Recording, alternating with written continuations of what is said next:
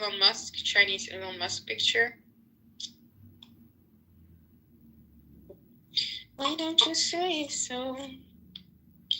I don't know the song actually. I just know the melody.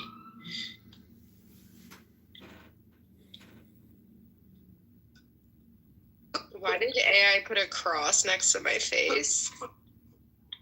If you have to pick from the recent pop stars, which is your favorite? Who would you let go down on you? That's such a Danny thing to say. Yeah, exactly. No, I'm talking about... Actually, I thought Danny's saying that she's cutting her hair today, but she wants to look sexy and be able to put it up. I was like, no, that is a definite Danny thing to say. Exactly. Why don't you say so? The praxeologist from San Chicago. Diego. Don Diego de la Vega. Does my AI likeliness look like Brittany Murphy? Let me see. Brittany Murphy. You know, there's like a weird conspiracy theory about Brittany Murphy. Do you know what that is? Is it about her husband and her mom having an affair after she died? But, like, I don't know if it's an affair if she's already dead. Are you projecting? Fuck. I think your watch girl interrupted and you fell in love with her and then you want to be her. But you know what she's doing? Yeah, That's not what happened. No, honestly, people used to tell me all the time. You sound like Brittany Murphy. Yeah, you know what she did? Abby's a virgin and she can't drive. Stop! That sounds accurate. That's a line from the movie that even if that I never Ty say that my pussy says. is tight, even though mine is probably tighter than yours. But Abby, you left the window open. I did, and that's good because fresh air is good for the brain. Oh, you did? Yeah. I keep my window open in my house all the time, even if it's winter. It's good for me. What did they say to you? That's why I'm always cold. No, nothing. Ryan. Came in with a surprise. Like, Ryan, oh, Yeah. I want to read you your zodiac to help you with your health. Yes, let's do that. Okay, let's hear it. I'm an Aquarius. But you need more than a sun sign. You need the moon. Okay. You need your... I was born in 10th of February. Pensacola on the 10th of February at 8:26 in the Hold on, morning. let me write that down. 8:26. What is your date of birth? February 10th, What year?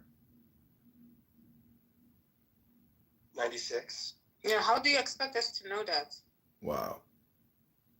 I'm 28 years old. I don't know. I forgot how old you were.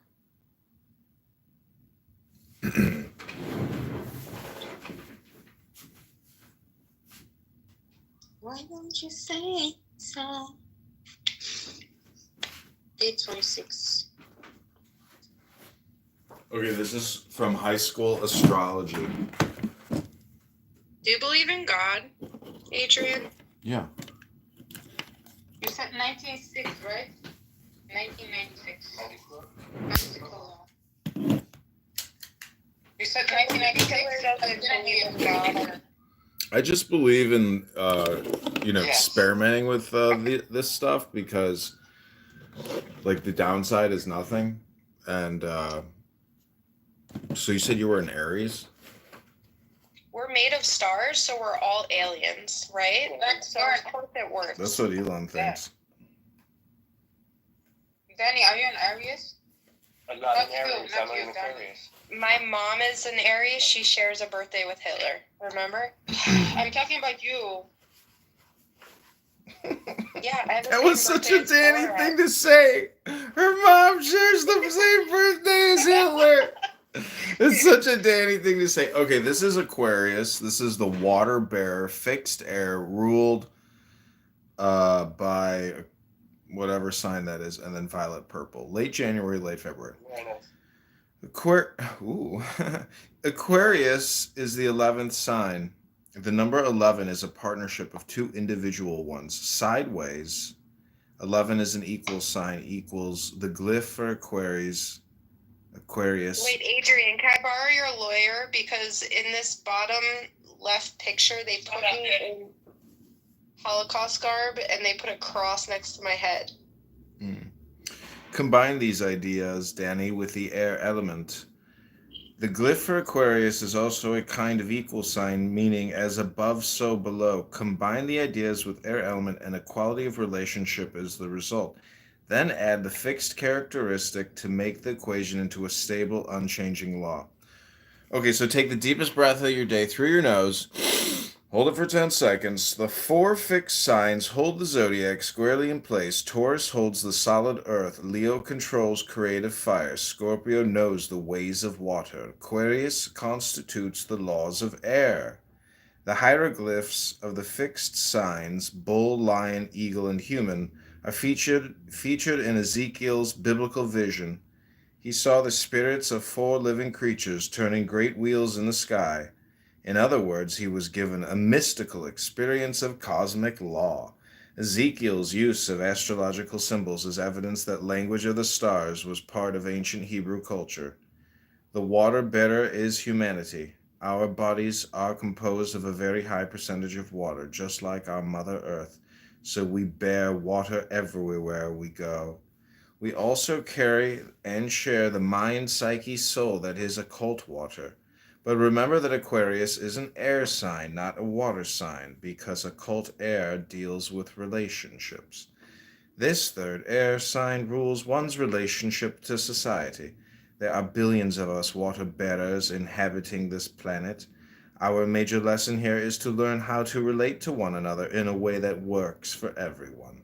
Therefore, Aquarius is known as the sign of humanity and brother sisterhood. Natives of Aquarius are friendly, accepting, and curious about any and all sorts of people. Ruling planet Uranus freely enjoys all.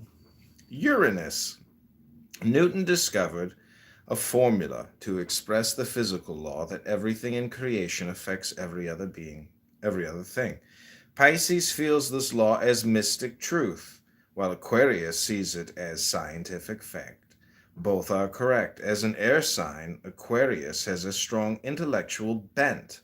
Observant, analytical, Aquarius loves mental stimulation, ruled by eccentric Uranus.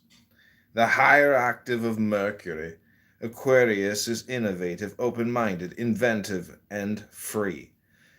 Aquarius governs computers and the World Wide Web, which is like a global brain. The internet puts us all in mental contact with each other and frees us to explore countless viewpoints.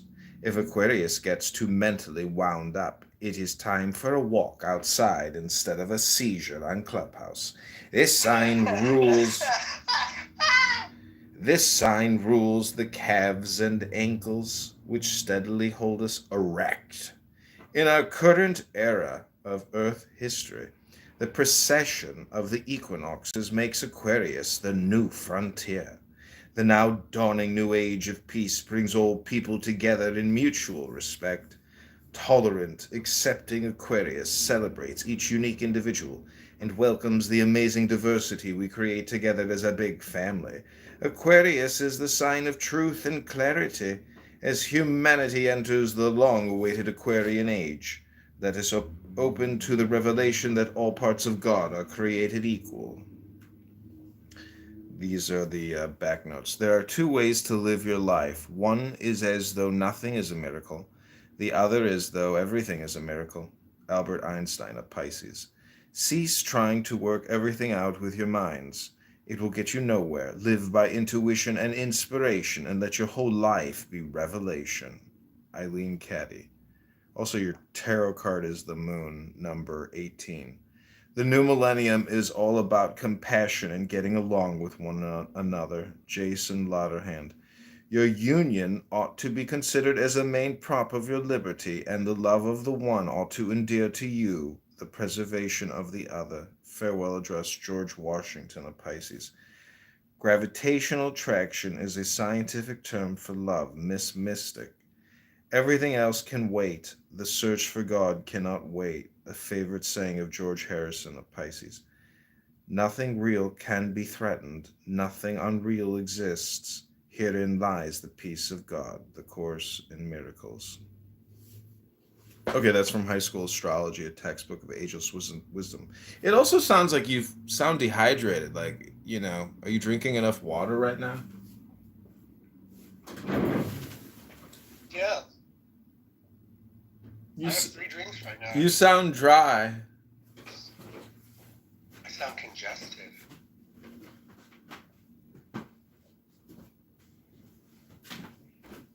But it's very wet, I assure you.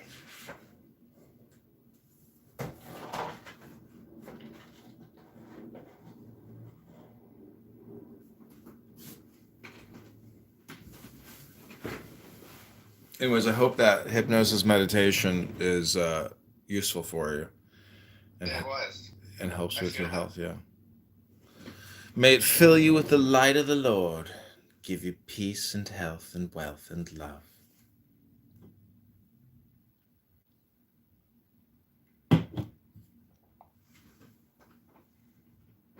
Hello? Abby, why did you need to know what time of day I was born if we're not going through my houses? Or where? I didn't know what he was going to read. Do you know how to use ChatGPT? No. Really? Really? I don't have it. I mean... Why don't you download it and I will give you a file. You upload that file and but later, I have to leave soon. I have to leave my house. I will give you that file and then we go through that with ChatGPT. Okay. Okay. I showed up because we're not exactly on their side in our opinion. In Melbourne, So I don't see it going on. there are quite a few Arab people that live there. Melbourne and Sydney. It's not but it's quite a few. Like mostly from like Lebanon. Yeah, Lebanese Australians the majority, especially in Sydney. In Sydney, you'll see majority of the people there. If you ask them where they're from, they're Lebanese, and odds are if they're Muslim, they're Shia Muslims. Like far majority, and so obviously with how Israel in Lebanon, they hate us. They really hate us right now. Let alone they hate us obviously because of Gaza and fucking the Palestinians. And for the cause, it's the trend. Daniel, I got a question for you. Do you ever go on Reddit and look at the Palestinian Reddit page? No, Sounds funny though. I haven't in a while. I remember I went up once on the Christian subreddit, and some people were spreading some massive misinformation, and someone responded to me, I responded to him, and at one point it got to the point where he started blaming me for he started thinking like I was getting paid. He's like, wow, aren't you getting paid, Mr. Hasbara agent with his money? And I'm like, yeah, of course you think I get paid. You can't prove me wrong, so you think I get paid. I really appreciate it. It's a compliment to me, but just keep on fucking getting your shit from Mia Khalifa and all those people. And I saw a video of it said like double taps to the head. People in hiding and being sheltered are double tapped to the head by IDF soldiers, and then it cut, and you hear like these pop, pop, pop, pop, pop, pop, and then it cuts, and then you see all these people laying on the ground, being put in carts, and you're like, and I put in the chat, I'm like, or in the message, I'm like, well, where are the IDF soldiers doing the shots, and where are the shots coming from? And so it's like, I don't know. Anyways, I'm just saying that it would be interesting for you to go on there and screen record it all, and then do analysis of the propaganda that they put out. But yeah, you really should spend some time doing that. I saw like a thread about Palestinians that are doing genetic testing and are really upset that the result says that they're Jordanian or Syrian or Egyptian. And why is this Palestinian erasure? Why don't they recognize the Palestinian identity? Because your mother fucking lied to you.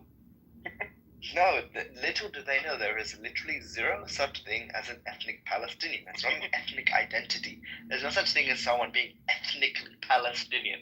Before 1800, no, you are wrong. no one 23 called and me are trying to. Palestinian. 23 and me are erasing Palestinian culture. What culture? 100%. What culture do you have? Like, they ask Palestinians, name like a famous Palestinian. And they're like, Yasser Arafat. Okay. Anyone before that? They didn't teach us this in school. Seriously. No one can say anyone. Daniel, are there chicks in Israel that are like super pro poly and they're like they call the government Zionist, apartheid, racist? You know, like are there Jewish chicks in Israel that are? It's a very small minority. Very, very, very small minority.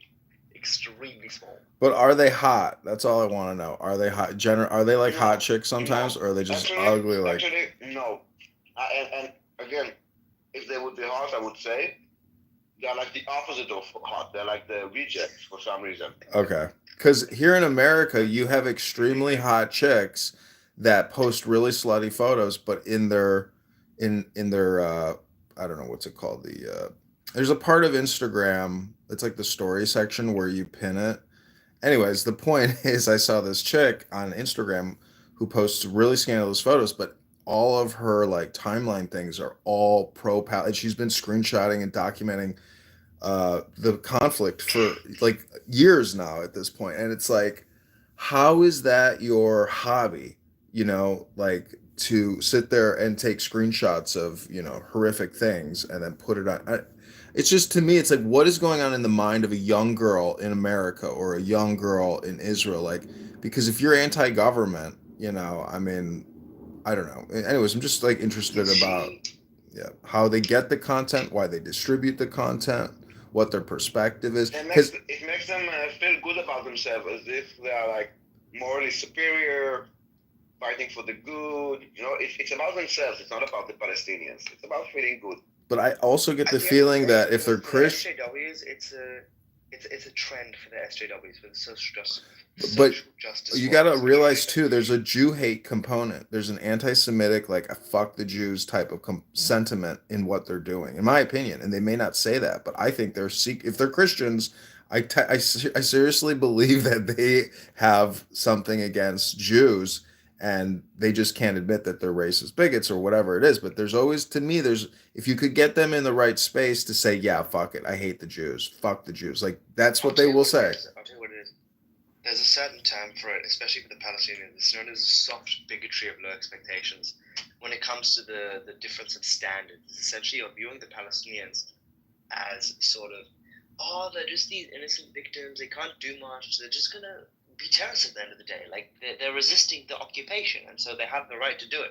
You're giving them such low standards, and you're viewing it's like literally a sort of bigotry, or almost racism to a certain people, because you're saying, hey, that we expect so little of them that even terrorism is okay because it's their form of resistance, and that is exactly what they do. And it's the same way. And they view that difference in standards compared to Israelis who act radical. They see an Israeli that acts radical and they say, that's disgusting, you shouldn't be acting like that, how dare he? And then they look at a Palestinian that acts radical, a genuine fucking terrorist, and they say, but he's just resisting the occupation. Like, he's allowed to throw rocks at a soldier. I mean, he's resisting. It's an occupation. As long as it's a military target, it's justified. That's how they view it, and you'd notice that for majority of these times, these people, Adrian, they really lack a sense of critical thinking, and they won't have the same standards for if something happens in, let's say, Australia, in the US. You ask them the question of, if I go as a child, I'm a 15-year-old child, and I go and slap a police officer, am I going to get arrested? Well, they say yes. The United. I apply the same logic for a Palestinian. Listen, the United CEO. He's resisting. The United CEO's assassination, and then all the liberal psychopaths who congratulate, the assassination and make TikToks and Instagram videos about it. That's the type of psychotic, neurosis, socialist, communist, Marxist attitude. And that's exactly the way all these free poly people are. I mean, I saw, hundreds of free poly people protesting in the streets in Chicago, blocked my ability to get to work. And the first thing that came to my mind was, oh my God, these are communists. And they're using this conflict as a way to essentially organize for this type of sentiment where murder for political purposes, and for power grabbing is essentially what they are subconsciously communicating, and no one wants to get in jail for being violent. But I just get the feeling that there is like a very subversive, psychotic, violent, anti-government sentiment in the free poly. I think it's just obvious.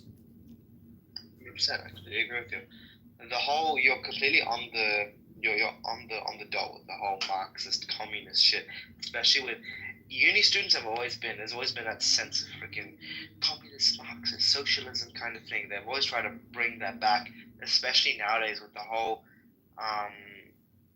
everything coming up with the woke left, the liberal left, and their view on Marxism and socialism. You'll see that a lot in university campuses. I mean, there's no way that a young Jew, Myself. there's no way that a young Jew can sympathize with a Palestinian terrorist unless they consider themselves a communist socialist. And I'm going to the matzo ball this year here in Chicago, and I went last year, and there was a cute young Jewish girl. I said, if you had a genie bottle and you had 3 magic wishes, what would your first magic wish be? She said wealth redistribution. I was like, I almost fell over. I was like, What? she said wealth redistribution, and I was like, Wealth redistribution. Holy yeah, shit. and I was like, that is the craziest thing to say, if you had a magic genie bottle, because that's like the ultimate virtue signal. And anyways, she wasn't interested in me, but she's a very beautiful girl. But what I'm saying is the education and the programming and the information that these people have is very limited. If like I've bought many Karl Marx books to try to like figure out what is this mind virus that is floating around amongst humans. Like, why is Karl Marx and that information like the ultimate form of virtue signal? My God, why would you do that to yourself? I feel But so bad. you know what I don't understand, Adrian? You were just saying in Chicago what happened. I understand why. I can get why the Muslims in the West are doing their jihadi marches. That's why I call it jihadi march. But I just don't understand why the other, the Christians are joining them, like the woke left. And I'm like, do you actually know what they stand for? Do you understand what you're protesting about? Do you actually understand? And they don't. They're stupid. Of course They don't even know what's happening in Israel. Genocide, apartheid, open air prison. Genuinely ask them. If you speak to someone personally, Roma, and you feel like they don't know what they're talking about, genuinely ask them, from the river to the sea, what's the river, what's the sea? See if they actually know what it is. Genuinely, 60% of the time, they're not even going to know which river and which sea. No, they keep saying, I guarantee it. I thought I was being cool because I'm doing a really cool thing. I'm supporting Palestine and stuff like that. They don't have a clue. They're idiots. Yeah, even if they know that, ask them what the Arabic version is of From the River to the Sea, because there's the Arabic version that they don't know that they chant it. Min al-Maya lal-Maya Palestine Arabia, which is it's so funny because when they translate it and they're chanting that, they write that on their posters with the Arabic writing to seem like they're trendy. They don't realize the Arabic version of From the River to the Sea, Palestine will be free is translated literally as from water to water, Palestine will be Arab. And so they are literally chanting. They say we're ethnic cleansing, yet they're chanting for the ethnic cleansing of us. The same thing with the UN sort of the UN General Assembly resolutions, where they're saying we're ethnically cleansing Palestinians, or we're trying to ethnically cleanse Palestinians from Israel proper, yet the order from the UN General Assembly and from the ICJ with their advisory opinion is to ethnically cleanse every single Jew that's in Judea and Samaria right now out of there. It's a double standard that they seem to have. And as long as you show them that double standard while seeming like you care for both sides, the way for them to see. But majority of the time, if they're there protesting and they don't understand what they're protesting Can you imagine how bougie you would be walking around in that? they're not going to care what you say. And so I think many of them are lost. It's really hard to show someone that he was a fool, and not only that he was a fool, that everybody imagine you dedicate your life to a cause, and everybody, all your friends, the UN and Amnesty, and everybody saying that you're right. You have this is the true resistance, that they resist reality, and I get it. For some of them, it would mean that they were complete idiots, and a lot of them it would mean for them that their parents lied to them, and their friends are idiots. So they rather say, okay, you are an Hasbara agent, you are a paid agent, you are you are the one that is wrong. If the UN says it's a genocide, and Amnesty says it's a genocide, and South Africa, there's a court case in the ICC against genocide, then they go with this. That is part of if it would only come from Hamas, it would be easy to say, okay, it's a terrorist organization, they have no credibility, fuck them. But they are laundering the information through legitimate sources from news channels and Amnesty and other NGOs and the UN. That is the big problem. So it's really hard to make them open their eyes. They have an iron dome for facts. One thing I know for a fact is true, and it happens with the far majority of Palestinians. Some of them actually do this, but majority of them don't. Is they just don't read. They really don't read. They like to read titles and then quote the titles. And so if you just read what they quote for you and just take genuinely 2-3 minutes to look into it, you'll notice that everything they say, what's actually in the thing, contradicts itself. For example, the ICJ genocide case, they haven't once said it's a genocide. Even the ex-president, the ex-head of the ICJ came out on an interview and said herself, you can look up ex-president Israel, South Africa, Israel genocide case. She says herself, the verdict is not plausible genocide. It's the plausibility of the rights of South Africa to submit for the rights of genocide, the rights within that genocide convention being infringed, which happens with almost every single genocide case. Same thing with the occupation advisory opinion. You can look into that and just read it. It's a long thing. It's maybe 80 pages, but even look into the first. I think it's the 8th or 9th paragraph within that paper. You can read where it says the entire ICJ advisory opinion is based on the fact that they're ignoring the Balfour Declaration, the Oslo Accords. They ignore the Oslo Accords through that entire thing, which is such a significant point, because the Oslo Accords are what makes what is happening in the West Bank, in Judea and Samaria legal. It's what makes what they call the illegal occupation. Did you see the Amnesty report? You don't need to read past the last one about genocide. You don't need to read past the first line of the report. The first line of the report starts like this. On 7th of October, Israel launched an offensive against Gaza. This is how the report starts. Literally, download it. You don't need to read all 100 pages. Just the first sentence, literally. If you go on, you will also see that they say that there is no, they cannot find a proof of evidence of intent. So they kind of change the definition of what is a genocide. This is later, but it doesn't really matter how they manipulated the word genocide. The fact that they start with Israel started an offensive against Gaza on 7th of October kind of tells you a lot of what you need to know. Daniel, how do you these words? Continue. How do you view the Syrian Damascus offensive? Is it all just propaganda? Because in this article I read, it said that Turkey backs the fighters, and I was like, why would Turkey be involved in overthrowing Syria? But I guess they are. And it's not propaganda.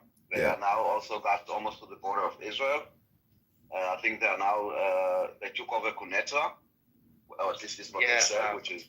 Let me see what the map showed. The map showed. And by the way, I want an off-topic recommendation before I forget it. If anyone wants to have some entertainment, look on YouTube for the trailer of Snow White. don't watch a trailer. Just read the comment. It's fucking hilarious. Okay, all the comments are like hilarious. Snow White, the trailer. Snow White or Wicked? No, Snow White. Can you give us some insight, Daniel? Can you give us some insight, please? Can you tell us what they say? Like along the line that if I watch Snow White on an airplane, I will still walk out. Stuff like this. No, it's really like it's a banger after banger. Like really good comments. Like they shredded this to pieces. Because they took the Zell girl.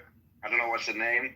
That Rachel Zegler, that she's supposed to be Snow White, and Gal Gadot is the evil queen that is supposed to be jealous of the beauty of Zegler. I don't know, but really, it's priceless. It's like they're so witty. I mean, I can find you like a few of them, but I think it's just like it's worth the read. Brilliant. I think I saw the interview of that. It's really funny with Gal Gadot and Rachel Zegler. A lot of people hated Rachel Zegler in that moment. She was acting really ungrateful for her role. I think I remember seeing it somewhere. I don't remember 100% definitely. But Rachel Zegler's funny. Some of the comments there got more likes than the trailer itself. Fair enough. I can understand that.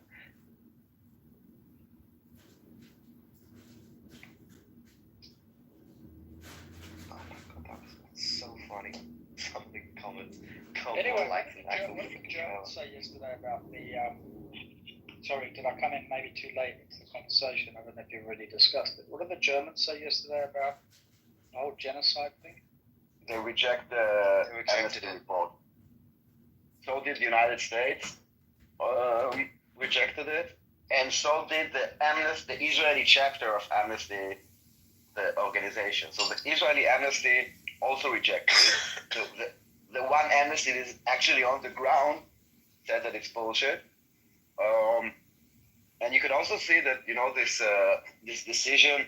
If you look up the word genocide on Amnesty International's Twitter, you will see that they mentioned like once Rwanda, they mentioned once Sudan, they mentioned twice Guatemala, and they mentioned like I guess 10,000 times Israel's so-called genocide. Because it's fashion. It's not about human rights. It's not about what's right or wrong. It's about fashion. It was very fair then. Very fair. Yes. Actually, let me just quickly take a skim through this freaking report. I've seen it mentioned so many times, but I haven't actually gotten around to reading it. Let's read what this actually says. Let's freaking read this shit. This 296-page report. Yeah, I think the first sentence is amazing.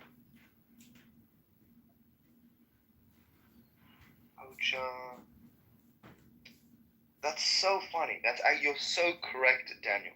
On 7 October 2023, Israel embarked on a military offensive on the occupied Gaza Strip of Gaza of unprecedented magnitude, scale, and duration. Just that first sentence.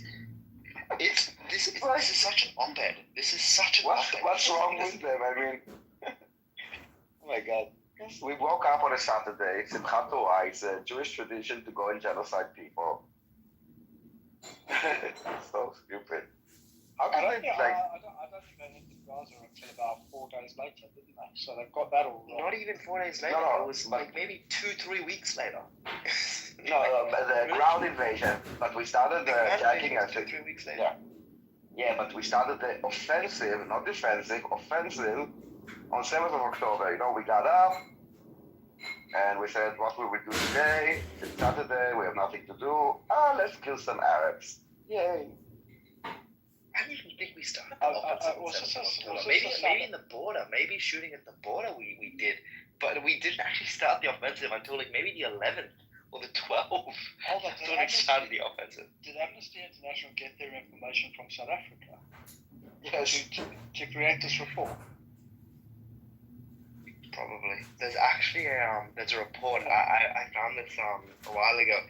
I forgot who it's by. I'll send you guys. I'll put it on the chat in a second. There's a report by something on anti-Semitism, Institute on Anti-Semitism in America that showed South Africa's connections to Iran, Qatar, and I think the Muslim Brotherhood, and then actually getting paid for what they're doing. Let me find it. South Africa was paid by Iran. Hamas has camps in South Africa and facilities in South Africa. It's very well known amongst South Africans. And it's also very well known that the South African government was meeting with Iran 6 months before the 7th of October for payments and to do deals around the table. In fact, one of the ministers in the ANC had met with the Iranian officials in Iran 6 months prior. So, yeah. Yeah. Where is it? Let's see. Qatar. I want to find it. ISGAP. So the Institute for the Study of Global Anti-Semitism and Policy. So, where is it? ISGAP, South Africa. London. Here we go. Here's the link. Feel free to read this, guys. It's a great report. I really recommend it. It's not too long. Wait, how many pages is it again? 61 pages. It's not long at all. It's a quick read. And it's a fun read. If you want to know a bit 61 more. pages, front and back. Well, that's from France. Never mind. Yeah, it's You've been rambling over 18 pages, front and back.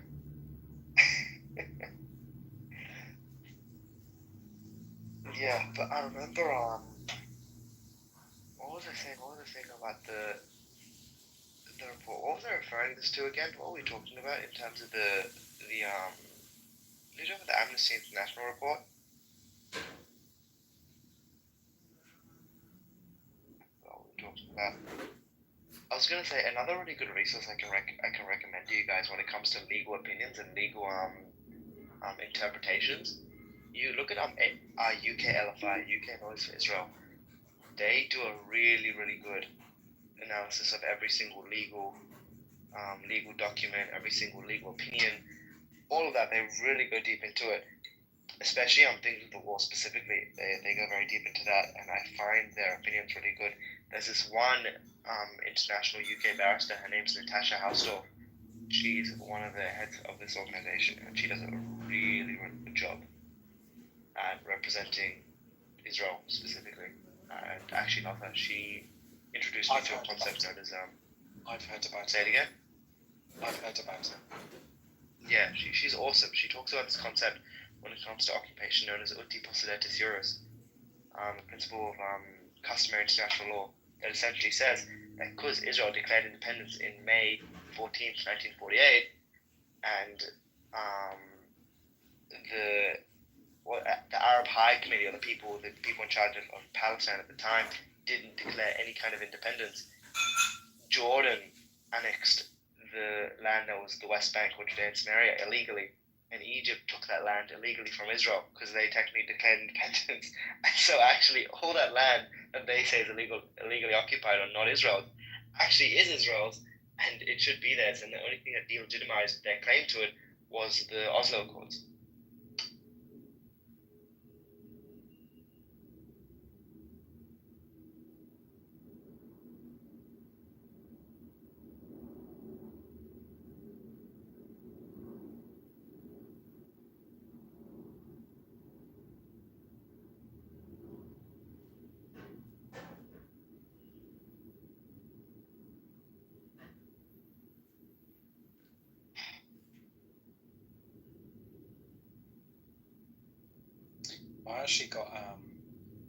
I got a written warning at work for College Day Samaria. You got a what? I got a written warning. For what?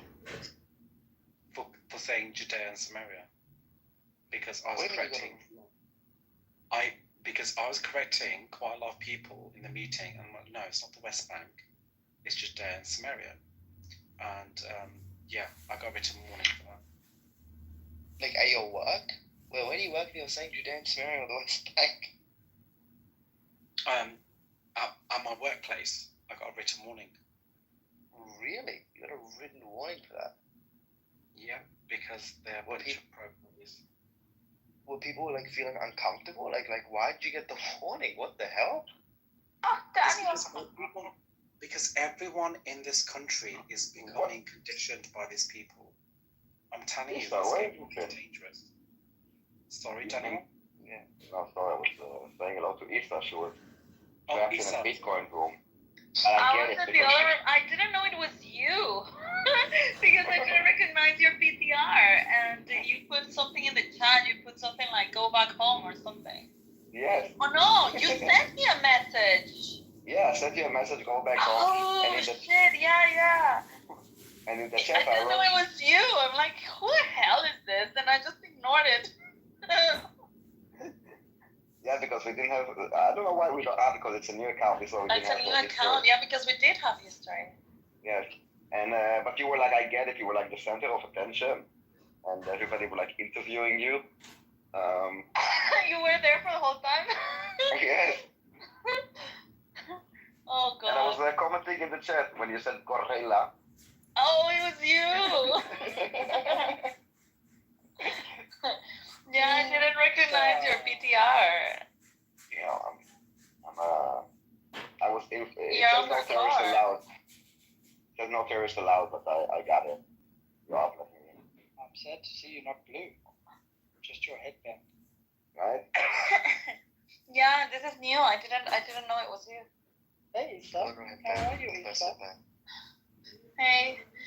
Ah, Fumalu. Shit. Yeah, how you doing? Shit. I'm good, honey. How are you? Yeah, I've had a great week. Yeah, it's funny, Pomado. Me and the guys have got together this week and we've been rocking and rolling. Who got together? Yeah, me, Muskie, Trumpy, Ah. Yahoo. Yeah, man. That's amazing. Do you look like that? Do you look like your PTR? And he's on the phone. Hi, Issa. Hey, Yoav. What's Yeah, up? Daniel, I don't know. That was like a 20-minute interview. I don't know. It started just with like one question, and then it's like, oh, but what about this? And what about that? What about And that? what made you decide where you wanna be? And At some point, I was feeling like, okay, this is really an interview. tell me more about what you working with Lego. Exactly. And actually, you just wanted. What is PTR? Pull to refresh. PTR is pull to refresh, but we call also PTR the profile photo. Because when you pull Oh, to refresh, it okay. updates the I was photo. like, Yeah. what the hell? But everything started because they asked me about the conflict in Guatemala after the Cold War. Remember, well, during the Cold War, remember we were talking about that and when Israel helped East Guatemala and whatever. Mhm. And so I started talking about that, and they asked me a couple of questions about that time, and how they perceive the U.S. and whatever. And oh, it's fine.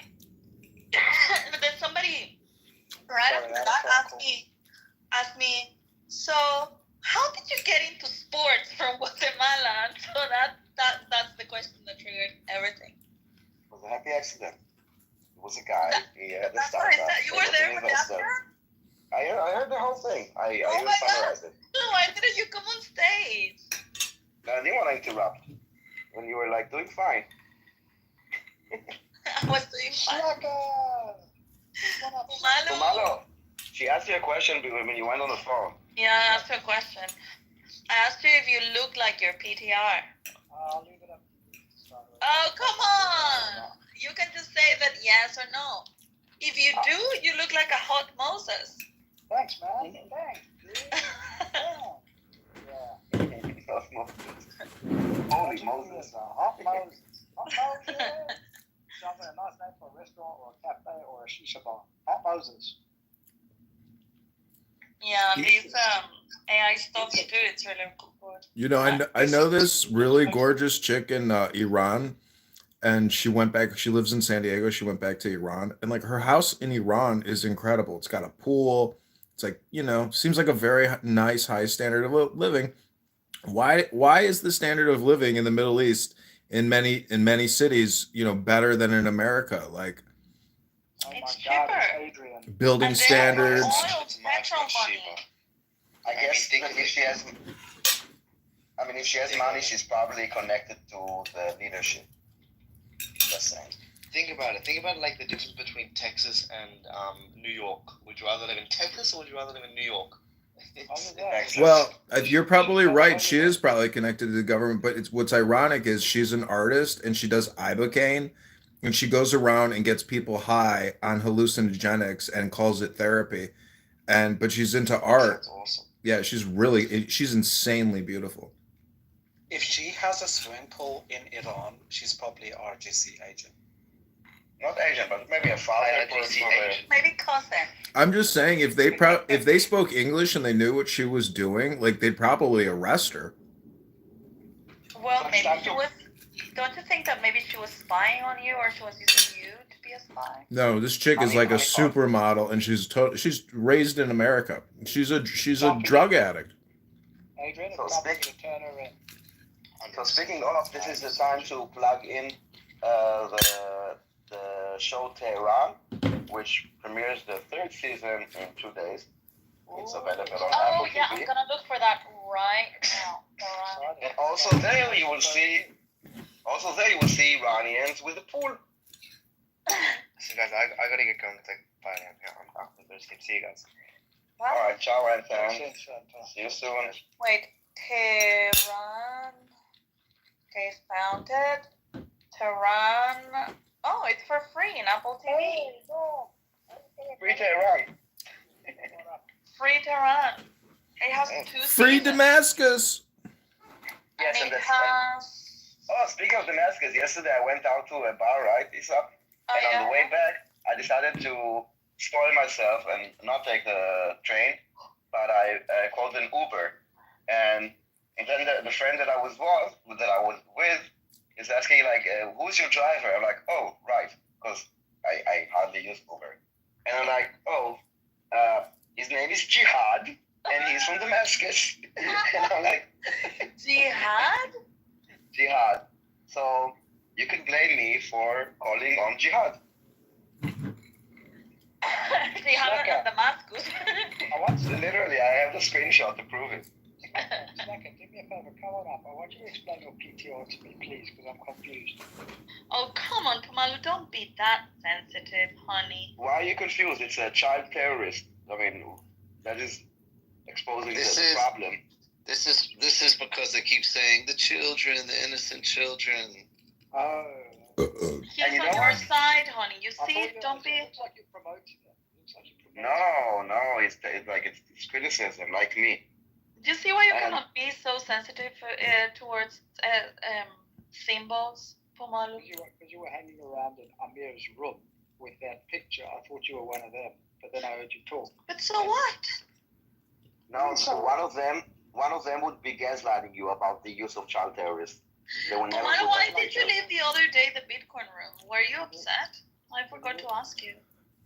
So Bitcoin? No, no. Why would I be upset? I don't know, we were talking about the freedom of speech, remember? And then you left. I have things to do when it comes to freedom of speech. You know, I want to say something about freedom Do of you know speech. something? A lot of Before you people say talk something, about it. They're going to ban TikTok in America because of freedom of speech. They're You know not that? going to. No, they're not going to ban it. They're going to force the They're not sale, gonna ban it. and Steve Mnuchin is going to buy it. Yeah, well, whatever they're going to do, they're going to have a. They're going to have a say. The in it. Jews are going to buy it. An investment Yeah. group is going to buy the American rights to TikTok, but if that's the problem, is when you take out TikTok from the organization Dance Bite, there's a global collection effort going on, and there's a huge investment, and you can look at the cost per 1,000 impressions. I just saw an article about how much revenue you generate for 1 million impressions on Snapchat versus TikTok versus YouTube, etc., and what you get on X. There's a massive advertising boycott going on against X. And we are living in censorship. So back to the freedom of speech, it's not just talking about the freedom of speech means nothing. Only making controversial statements is making the First Amendment into action.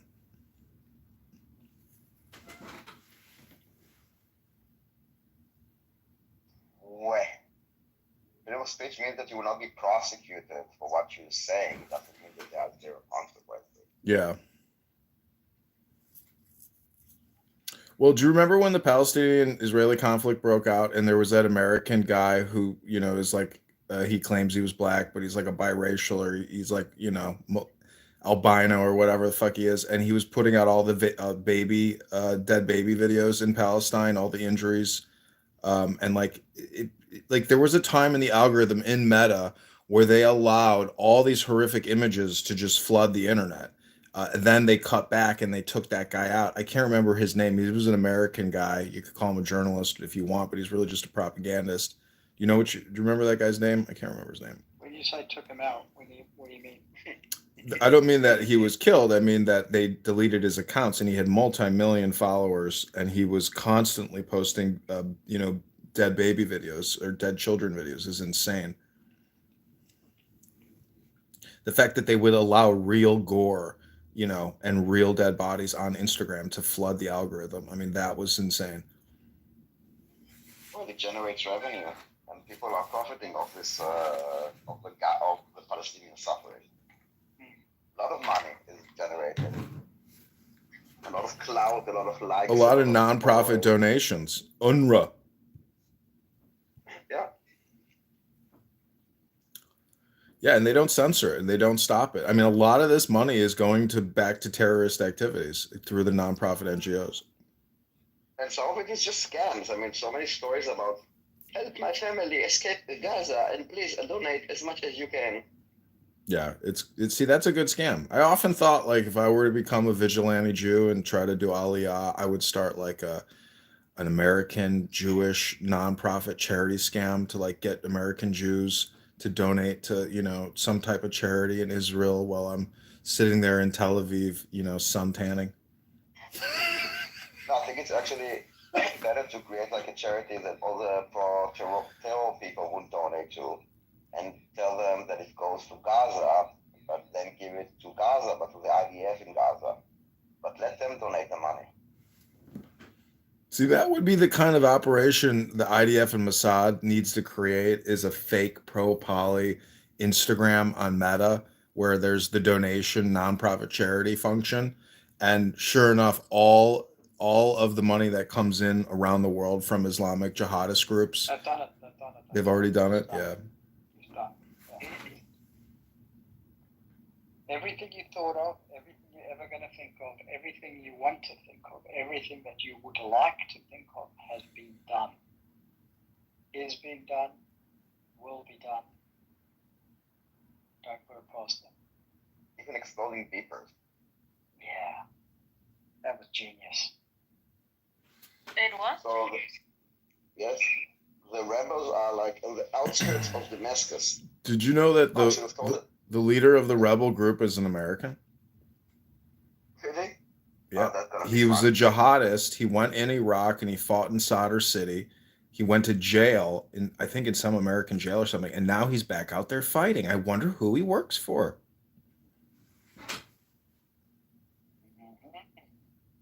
Who does he work for? ESA. I think he works for ESA. It was in some New York Times article I read. Yeah. Everybody works for ESA. So do you think Bashar Assad will actually be deposed, or will he have... I know his family supposedly has already fled to Russia, but do you think he will be deposed? Do you think that he will stand his ground, and he'll be killed? He's going to die like a dog. Do you really think he's going to die there? Beautiful dog. Yeah, he's going to die like a dog. I mean, look at the most famous Arab leaders that have died so far. Muammar Gaddafi and Saddam Hussein. Who else amongst... Osama bin Laden was also a leader. Right, but he wasn't a national leader per se. Yeah, that's true. He wasn't a national, an official one. Yeah. Sinwar was not like a head of state either. That's what he means. Yeah. Sinwar. He was the head of tunnels. He was. He was the head of the Yeah, rep but brigade. he was not a head of state. What's one of the elite Israeli commando forces? I think they're called Mama. Mama. Yeah, or Yaya. I can't remember the name of it. Mamma mia. Bibi, you mean? No, some of these elite Israeli like historical commando units have very funny names, but very Yaya. power. Yaya. Bibi, Yaya, Mama. The Stuppers. I'm just waiting for them. I think the day before Trump comes in, all the hostages are going to be released. Just that day, that one day before or 1 week before. It's just going to happen. Hopefully, they are all still well. That's like filing Although for I chapter doubt it. 17. That's like filing chapter 17 versus filing chapter 13 or chapter 11. It will be chapter 17. It will be. And as soon as they're released, I just hope Donald Trump sticks to his guns. Oh, he will stick to his gun. Uses the First Amendment, released or not. Well, did you see what he wrote on his Instagram account X today? He said that because Russia is so bogged down in Ukraine, they let Syria slip, and the rebels are on the way to Damascus. Yeah, I was reading about it yesterday. Actually, when we finally made what do I want to say? We finally were able to make a room on Syria where we were actually reading a lot about the history and stuff. And that was part of the things that we were reading. That because Russia is too distracted with their other war, that things have gotten out of hand in Syria.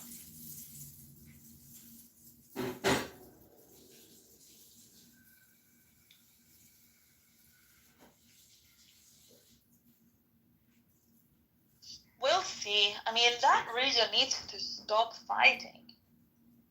It's just fucking ridiculous. There needs to be an adult in the room.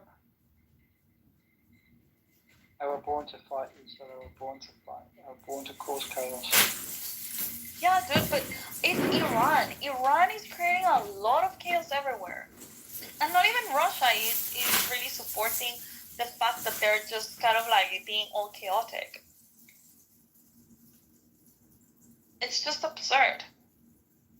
Iran needs to, I don't know, dethroned or something. Did you see what the most popular baby boy has in the UK? Or yesterday? No? Muhammad. Hey, but every Arab person has got the name Muhammad.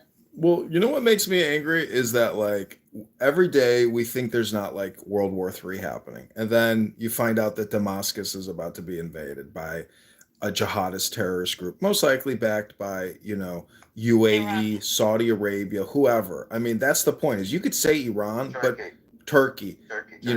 So Sunni versus Shia. So I'm just saying that it's so easy to forget that within every major group, there's these subgroups fighting for supremacy within Islam. Yeah.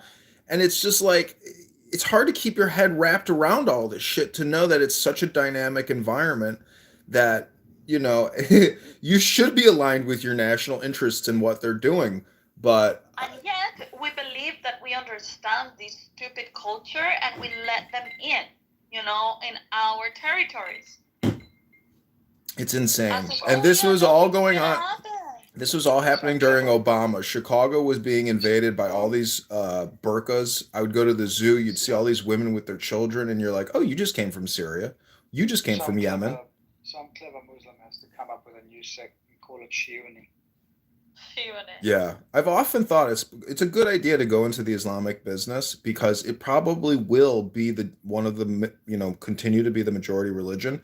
Some people think it's going to fall, but in my opinion, it is like the counter-government, counter-cultural, counter-religious movement in many ways because it's anti-Jew, it's anti-Christian, and so it is in many ways the antithesis. Well, it's the contrarian. It is the contrarian in people which makes them go to Islam because they're contrarians and they hate their government. And a lot of these fuckers go to Islam to get that catharsis. Yeah, and the more people we keep alienating, from the West, the more that Islam is continuing growing. And Islam is completely based on the opposite. It's completely based on group identity. Is completely based on the eliminating rights of the individual. It's completely the opposite of what we're doing. So if Islam keeps growing, our world will just end.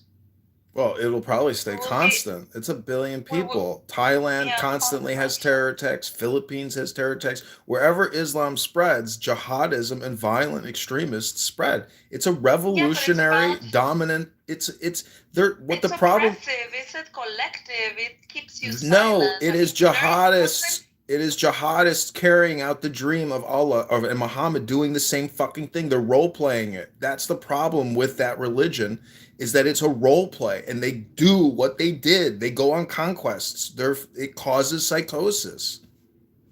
They're colonialists. If they take over the world, we're fucked. There's no way that you can get out of Islam.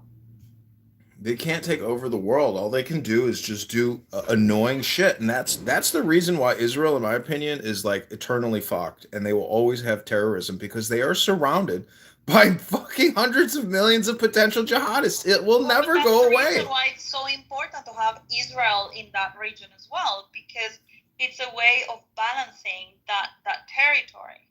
Listen, during the Roman Empire, they didn't have to deal with Islam they dealt with Christians.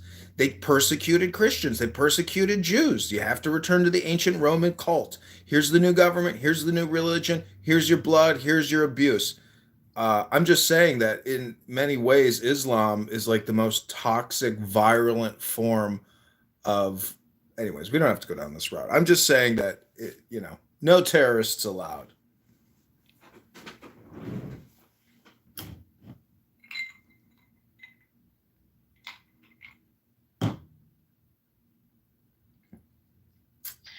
Just one question. Can anybody see in my profile the last people I have chatted with, or did they take that away? I can see Daniel, and no, actually we don't see. No. Can anybody see the balloons? What balloons? I mean the PTR balloons. No. That it says recently chatting with, and usually it shows you the people you've been exchanging messages with. You can hide it though, and I don't see for anyone, to be honest. That's the reason why I was thinking that it left.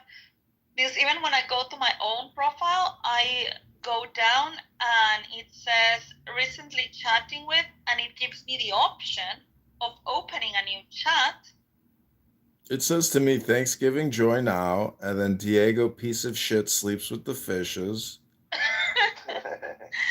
I think it was a stupid feature anyway.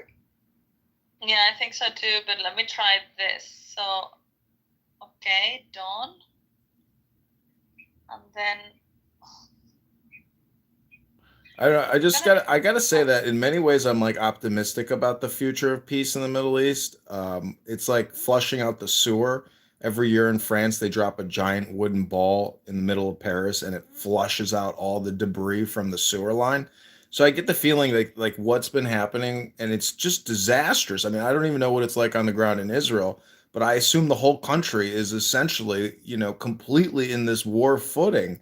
And it's just a horrible place to be, to be in that defensive, offensive posture all the time. I mean, peace, and equilibrium and harmony and just every day-to-day living is the goal, in my opinion. Can you respond to that message that I just sent, Daniel, just to see if it appears in the chat balloon? Yes, and I'll be right back, and I'll answer. Also, Isa, you don't go down, you scroll down. Oh yeah, scroll down. Thank you so much, y'all. How do you view Bashar Assad? I know I saw a documentary about what his father did, and the terror attacks on buses, etc. But also the tit for tat, where as an American, I can say, oh well, what Israel did over there was that bad as well. But what they did is bad. So it's like, what's the gray line between the Israel and Syrian conflict, especially with the terror attacks, the bus bombings, and all that, the intifada, all that shit? that was backed up by Bashar Assad's father. I mean, is this retribution? Is this justice? Like, how does Israel, walk that line of justice, knowing that what they're doing is legitimate? Hey, Ruth, man.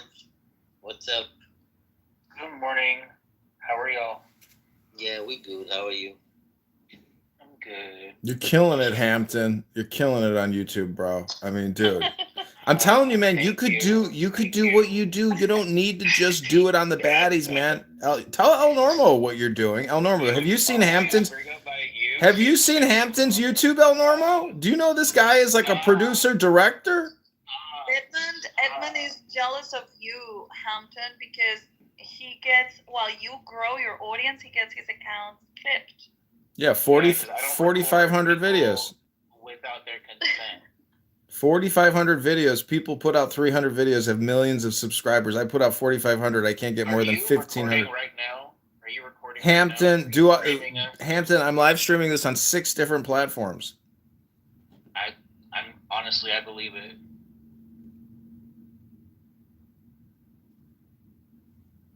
Yeah, you could just call me Mr. Recorder, El Normo. El Normo, what happened to your Instagram? I was looking for it the other day because I tagged. It's there.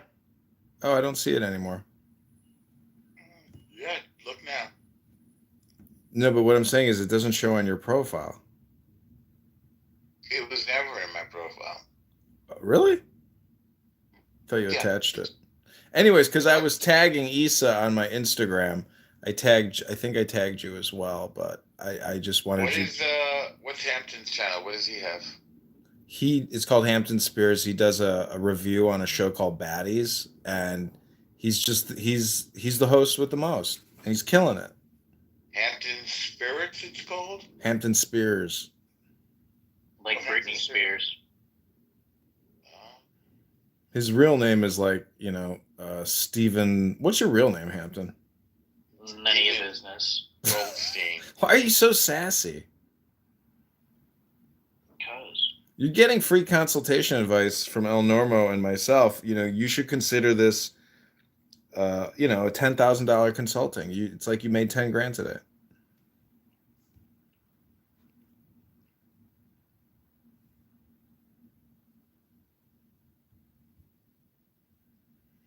Anyways. But what I'm saying, Hampton, is if I were.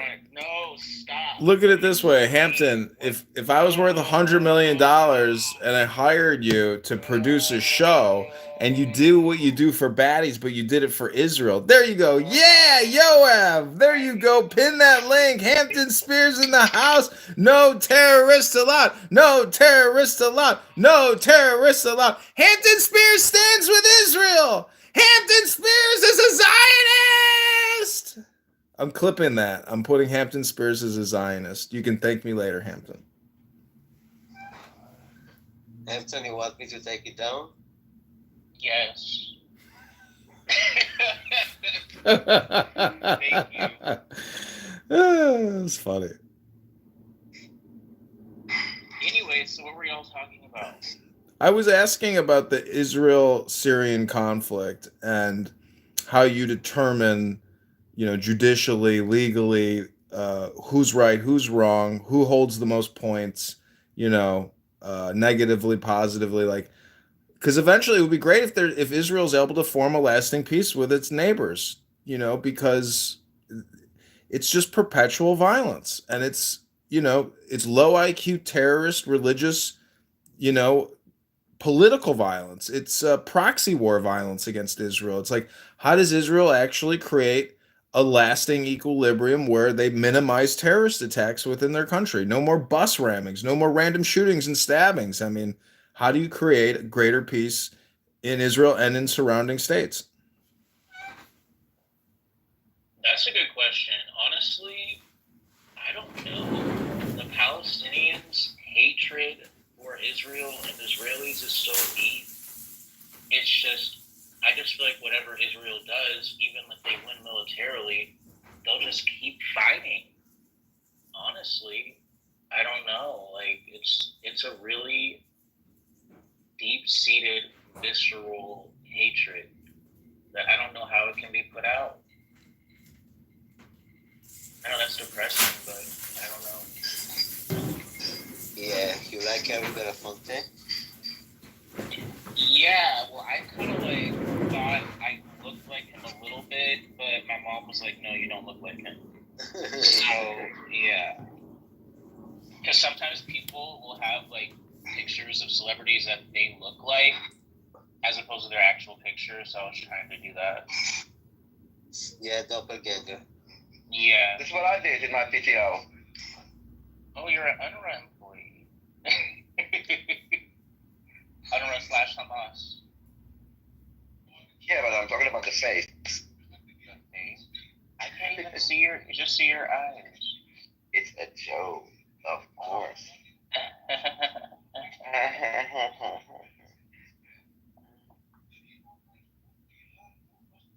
I actually met this guy on this app that is well, not met like in person, but talked to this person. He actually works for UNRWA, or he did, and I was like, oh shit, interesting. That's interesting. I've never met anyone who works for a terrorist organization. Hampton, what app do you use to edit your videos? iMovie. iMovie? Yeah. Apple. You have Apple, you have. Yeah, Apple. Oh, I did on my yeah, iPhone. See, Hampton, I think you should get. If I had the money, I'd pay to fly you to Israel for a 60-day vacation for you to go there and just create content about how normal it is, about how it's just families living there trying to survive, and nobody wants to be murdered or killed in your neighborhood by some terrorist. It's the same thing here in Chicago. You have black women yelling at the mayor saying, "You have invited terrorist criminals into our neighborhoods, and you've given away everything we have, you bastard." So I'm just saying that common sense, pragmatism, doing the right thing is obvious, and all the propaganda that you're subjected to on this app, on Instagram, on YouTube, on TikTok, it's propaganda, lies. It's normal over there, and it's not racism, it's not apartheid. This is the history of the world. This is where we're at right now. Violence and is the ultimate problem. Breaking the law, killing people, murdering people. This is the biggest problem in human history, is how do we get rid of the violence and create peace. Right. I want to go to Israel so bad. I really do. No, come. One of these But you days. don't need to come for 60 days. We'll go out. Yes, come to Tel Aviv. Yes, Tel Aviv. Tel Aviv, ya habibi, Tel Aviv. Also, shout out to Maor in the audience. Hey, Maor. תסתכל כמה לידים מסביב.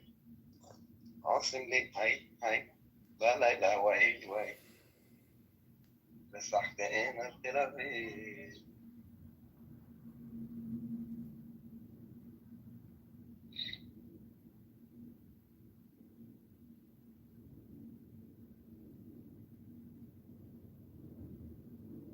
We'll let you know when the war is over, Hampton. You can come. No, I can come during the war. I was there for a month, just like until a week ago or so. I'm scared. I'm not gonna lie. Listen, yes, you get I had to run to shelter 5 times, but it may sound scary, but it's so not. It's like a big sound, and you go to shelter, you wait for 10 minutes, and then you go on with your life. Plus, he gave you no step. But and it was very comfortable because none of it woke me up in the middle of the night. At least when I was there, those 5 times, it was uncomfortable hours of the night or of the evening or the day. One time I was like eating lunch with a friend.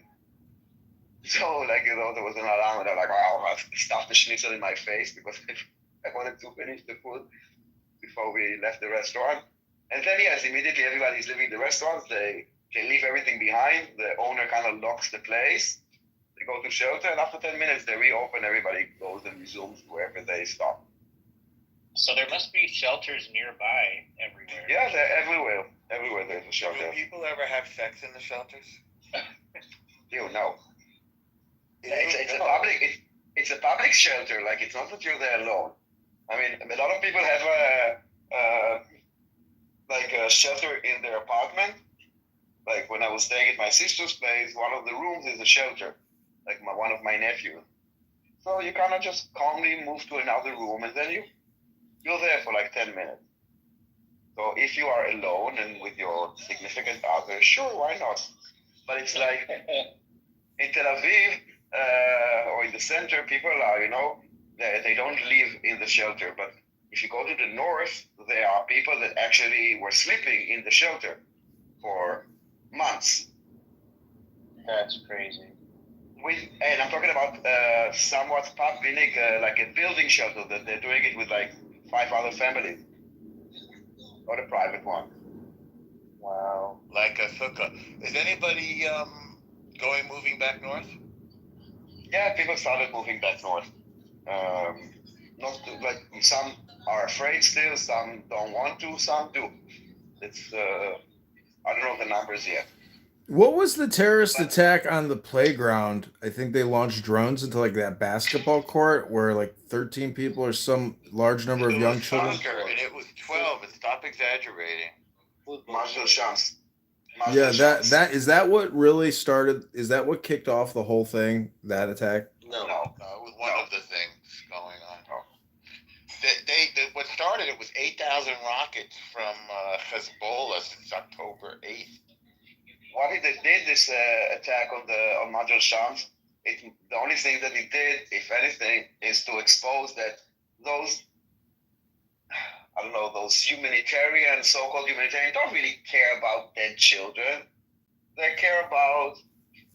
don't care if they are like Israeli. And those were not even Jewish children, but they were part of like part of Israel. So they are like, so no one gives a fuck. Those weren't Jewish? Those kids weren't Jewish? No. What were they? No, they're Druze. They're Druze. Oh my gosh. Druze Arabs.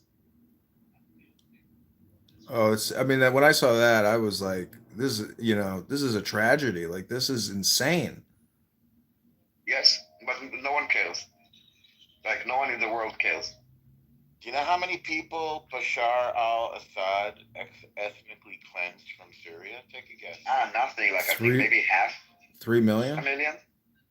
No, Guess half a million, again. I think. Guess again. Not half a million? 3 million. 2 million. Guess No, again. not 3 million. More? No, come on. 12 million. Ethnically Wow. cleansed. Yeah, this. Ethnically cleansed. I thought killed. Yeah, no, killed. It's 600,000, I believe, is the figure. No, but I think 9.5 were displaced. Some of them externally and some of them internally. But I don't think it's 12. I think it's 9.5. Which is about half the population. The last figure I heard was 12. They went to Jordan, Lebanon, and Europe, mainly. Look, maybe it's 9.5 million. How do you view Hillary Clinton and Obama's deliverance of all these weapons to the jihadist groups, to like ISIS, etc.? Because Obama, don't you think he's a great divider in this country? Like, I don't know. To me, he's do you know who brought him to power? The Crown family in Chicago. They build nuclear-powered aircraft carriers, etc. But they are responsible for bringing Obama to power in the United States of America. Are they Yahoos? They're Jewish, yeah. They're called the Crown family. But turns out the guy that brought Obama to power died racing his NASCAR, hyped-up car around some track. He was a car enthusiast, and he died. One of the richest men in the world died driving a freaking race car. But Obama. The point is, him and Hillary Clinton were giving all these weapons, all the whole Arab Spring, Tunisia, Muammar Gaddafi, all that stuff, and that poor ambassador who got murdered. Thought it was a democracy movement. It was really bad. So he wasn't fooled, though. Don't you think he's an evil person? Let's just say he betrayed people. I voted for him too. Yeah, because when he was in Grant Park in Chicago saying hope and change, I thought he was like I thought he was a war activist, like a peace activist.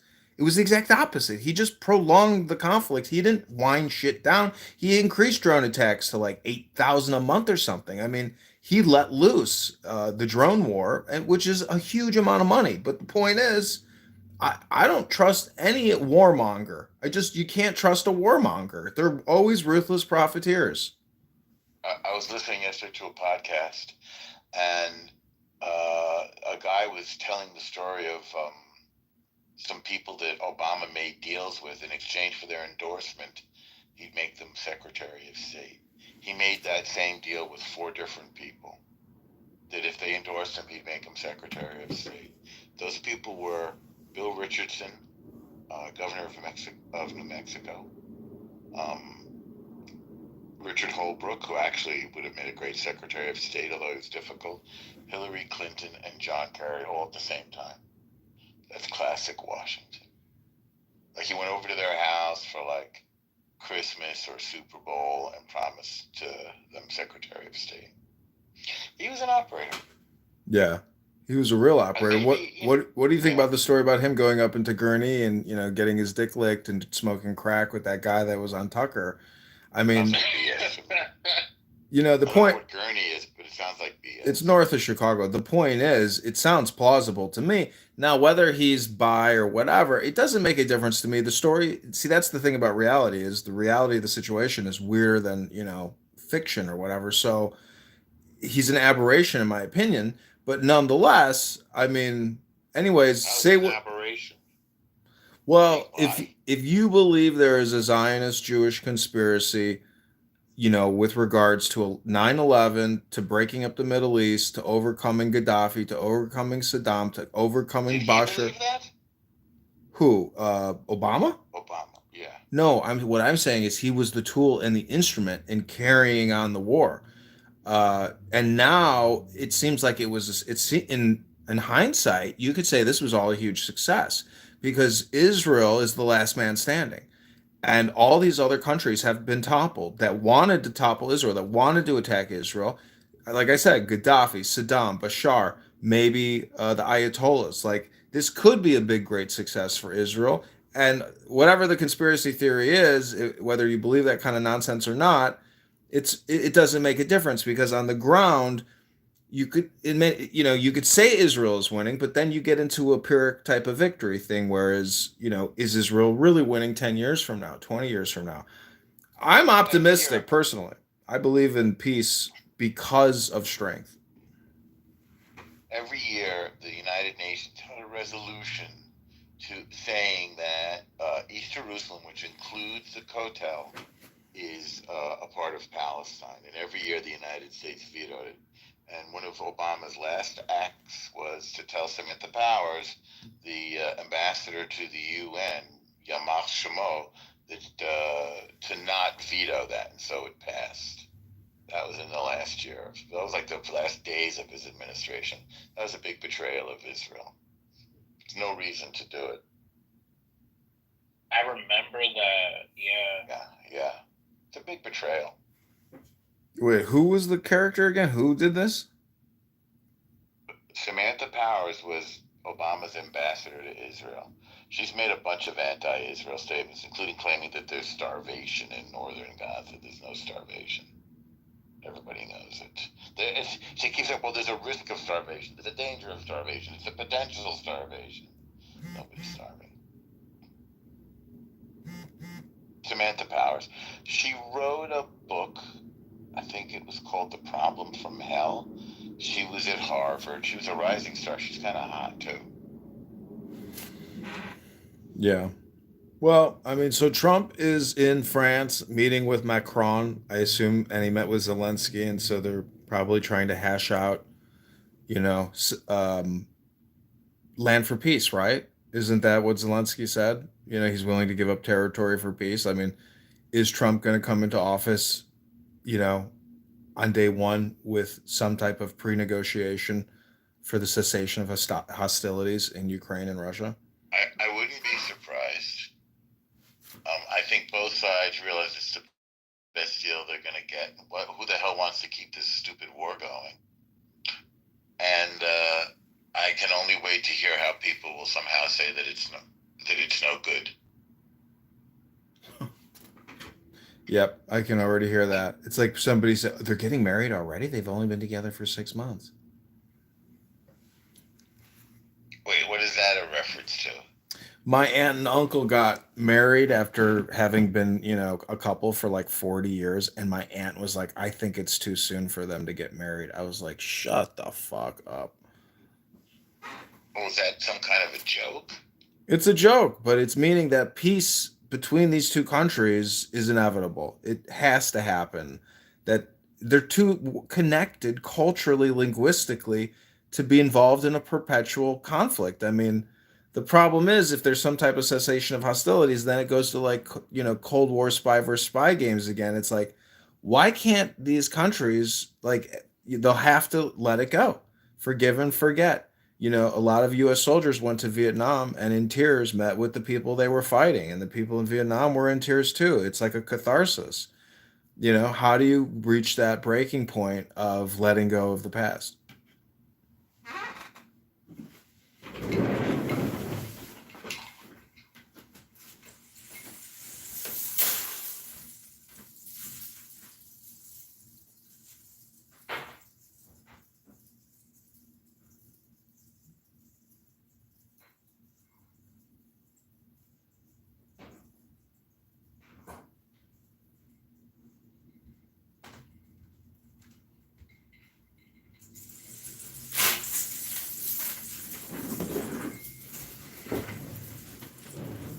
But it's interesting about the Russian-Ukraine conflict is those countries are so well connected linguistically, culturally, religiously.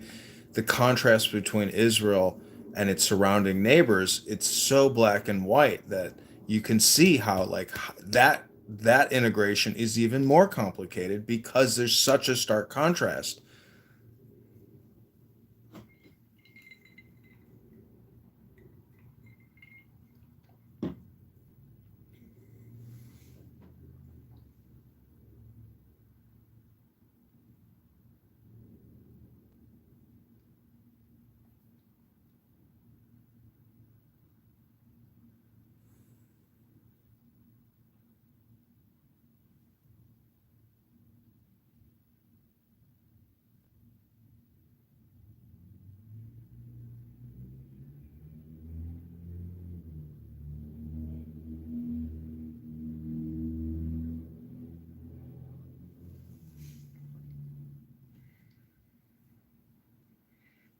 Anyways, I'm the biggest procrastinator in the world. I have to go do some work and clean and paint. And I had a tenant stay in one of my units from China. And, I like to think young Asian men are like, very fastidious and clean. No, this guy like rearranged the apartment and destroyed it. I don't know what he was going through, but he decided to take it out on my unit. A friend of mine just wrote a Substack about the tenant from hell. Her name is Segerman, Seggerman. If you care about it, and I saw it on Substack or one of those. It might be a different platform actually, but I got an alert about it, and he like rearranged the place and took it apart and did like construction and stuff. Yeah, graffiti. Oh my gosh, tenants from hell. I'm sure there's a lot of good stories about mental health breaks with tenants who are being evicted. I mean, anyways, Rude Man, you have such a talent that El Normo, you have to look at his YouTube. Oh, did he leave? Because Rude Man left. Yo, have I cleaned your room out? I'm a cleaner. That's okay. I was about to close the room anyway. Okay, God bless you. Tov. Take care. Have a good week. Bye-bye. Take care. Bye. I'm the cleaner. I'm the clubhouse cleaner.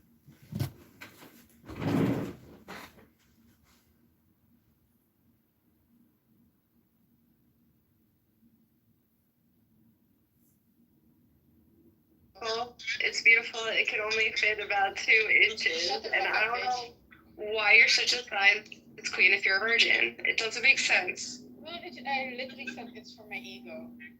What do you not get it? Why is there a cat fight going on right now? Irrational. Because Abby's a virgin and she thinks Shut she the fuck needs up, bitch. I will remove you. a 9-inch penis. Danny, I'm gonna throat fuck you. So you shut up. Damn. This is I can tell this is a toxic codependent relationship within Ryan's world.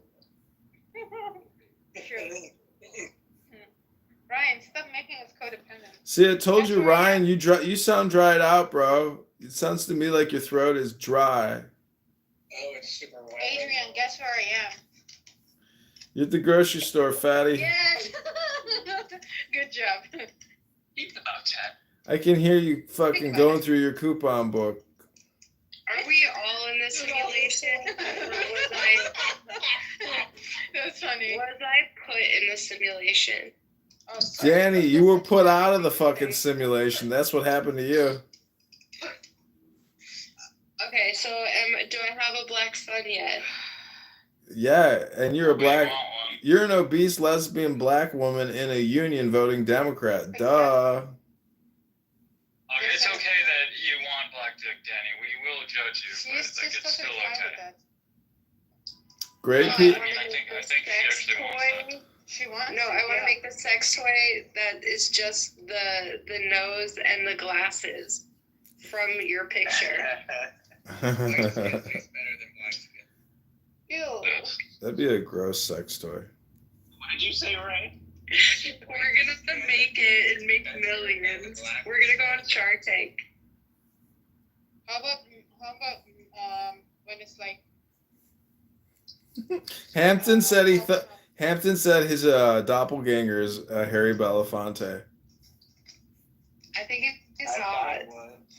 Do I look like this guy? You kind of do, yeah. In some ways, you do. You do. Who do I look like? You kind of look like Don Lemon too. You kind of look like Don Lemon and Harry Belafonte had a baby together to create. You have a couple photos, Danny, where you look like a sort of like a Jewish Mia Khalifa with some features. Yeah, that's that. Yep. See my. I would fuck her if she wasn't married. Well, you would fuck her no matter what. No. If she allows you. Would you fuck Abby? Shut the fuck up. I'm sorry. Bitch, because of you. This guy looked at me. Fuck you, bitch. Man, shut the fuck up. Danny, I think it's a no from both. Danny, just because you're a whore doesn't mean everyone else is. No. Yes. I don't think Danny's a whore. She I is think a her whore. inner being, she wants to be a whore for sure. She is one. Are you projecting? Well, what? No, I'm not. How do you define whore in this era? Is it desires or actions? I cannot really say it right now. Okay. She's at the grocery store. Duh. I think she thinks it in every regard that I'm the most nastiest woman she ever met, like Christina Aguilera. You're not the nastiest. No, Danny, there's way more toxic people than you on this app. You have no idea. Exactly. You're so lucky that you're. The lack of respect that you like display publicly to your husband is kind of like whorish. Oh, she's an unhappy overweight person. That's her right as an unhappy overweight person. Ryan is not. I'm only slightly overweight and. Only slightly, girl. You're 20 kilos above. Woohoo! You're projecting. Bitch. No, I'm not. Be careful, Abby. You're projecting. Okay, I will lose. I said that the doctor. Ha ha! She course corrects. Okay, I will lose 10 pounds. Also told I will me be anorexic. I'm okay with to it. dye my hair. Okay. This fucking bitch doesn't stop talking. I mean, you're married, so like any whatever agreement you have with, your hubby, the appearances will matter less in that world if you venture out to it. A lot of men like the idea of fucking another man's wife simply just for that aspect. The fuck? Yeah, it's called a hot wife. No, an ethical, moral man does not enjoy, copulating with a married man's wife. I'm sorry, that's called adultery. Most men with ethics and morals don't go around. It's called a hot wife, and if the husband allows it, is he a cuck? I almost would feel worse if the husband allowed it in a weird way. That would feel like horrible for like this poor guy is just like letting his wife just get railed because he desperately does not want to lose her, and that's like the last. I don't know. Although some of them definitely fucking enjoy it, which is odd. If you download Field, there's like definitely dudes on there that enjoy that. Yeah. But I don't know how much Randy would know better. I don't know how much of that is like, okay, their trade-off is like, you know, they get the unicorn 18-year-old girl or something. They're gay men, and their wife is an Yeah. extension of them. So my stepmom is a doctor, and they like want it's to part watch of a a stranger practice. fuck their pussy. That's what they want to watch. And she sent an emoji with a unicorn because she thought it was cute. And then someone told her that that's like a swinger thing, and she like is so anxious. I thought it was like the third leg or third wheel thing. She was like, "What do they think of me now?" Like, and it was not her intention, you know. Well, I slept with a woman whose husband was a gay banker, and she seemed to me like she was very depressed. She was chain smoking, and she let me go through her phone. Christy? No, she let me go through her phone, and I looked at her Tinder and her Bumble and Hinge, and she was chatting with hundreds of women in the city, like very hot women. And I was like, my black hole head almost collapsed into a Newtonian particle of amazement that that women are bisexuals. I didn't know that, and that they're all talking with each other, you know, sexually on these chit chat on these fucking dating apps. So I also looked at her phone, and she said I could, and I'm looking through her phone and looking at all these videos, and I was like, I almost puked because she had video after video of her fucking men while her husband sat there and watched it, and I was like, I don't know, I was like very sick. It made me very sick. I was like, this is so disgusting because it made me think that she was like a robot, you know, like she is just like I don't know. Anyways, she seemed to me like she was very depressed, but she had a lot of money, and she was chain smoking because she literally would light a cigarette, smoke that cigarette, and light another cigarette while that cigarette was burning, and just like, I don't know, she was tripping. Sounds like Donnie's future. She was tripping, Without but the money. yeah, I it did was. that like 2 nights ago, just smoking cigarette after cigarette after cigarette. But then I was like, I can't do this anymore, and I stopped. Oh my I did gosh. it on cocaine. Ooh, Hampton was on blow. You heard it first here on Adrian Dittman. That's not me. Hampton Spears uses cocaine. I mean, a dude on coke is like, in my opinion, more respectable than a guy that's sloppy drunk. Yeah, for sure. Sloppy drunks Do I are look the like worst. this guy? Oh, Anthony's in the house to give criticism. Hello? Anthony hates you. Anthony loves you. You look like Hampton. You don't look like him. I'm trying to get a doppelganger. Listen, Hampton, what you need to do is go to the gym, fatty. I hate to tell you this, but your fat ass needs to lift some fucking weights, fat boy. Check.id, and you'll find. Hampton, you'll never be hot. Hampton, you'll never be good looking unless your fat ass starts lifting weights, fat boy. It's just not gonna happen. Doesn't really matter. Wow, that's super judgmental. It's not judgmental. It's for all of you fatties. If you don't lift weights, you'll always be weak and pathetic. I used to work out a lot. I can leave if you want. Don't leave. Just I'm not gonna unblock. Listen, your body was meant to lift. Go to the gym and lift weights. You don't have to lift a lot of weights, but you should make it a daily recurring thing where you're lifting just to lift, to move. Your body has to move. Do you work out? Yeah, I go to the gym like 6 days a week. Are you like really ripped? I'm a dad bod, but it doesn't matter. It's functionability. I don't have pain in my body. I don't suffer with any physical pain, and that's where you want to be. The thumbnails for his videos for the girls at the gym. I mean, Listen, the gym's a great spot. It is. It really is. It's good for your mental health. Younger people. Yeah, no, it is. It is. It's so good. It's so good for your mental health because You know, it's not, the thing is, you don't, a lot of people have judgments and opinions. They go to the gym and they look at people and this and that. Just go there and fucking work out. The depression is through the roof. I used to go to the gym all the time and watch what I eat all the time. I would get sick every like 2 weeks. Like I was like getting sick a lot, and it was really bizarre. And then I stopped working out, and I never got sick. That was your body. That was your body getting healthy. You weren't even sick. I would get colds and everything. But guess what? I actually am allergic to exercise because when we heard it all, Hampton. Hampton, we heard it all. I'm allergic to exercise. I'm allergic to exercise. Shut the fuck up. Shut the fuck up. This guy better be some fucking event or some shit. There are people that actually have negative reactions, but it's not like in a. No, oh my god. When I would run or walk, my legs would itch really bad. But then I had. You know what happens after your legs itch? After you work out, you go take a shower. Allergy medication and antihistamine, and it went away. Oh man! You're sweating. I took an antihistamine and it's gone. Antihistamine? That's No, what it it's was. not. My body No, it's not. Yes, it is. Yes, it is. Brian has No, Shut up. Why You are got you muted muting for? me? Shut the fuck up! I know my body more than you do. There's a message that comes down when you get muted. A moderator fucking muted you.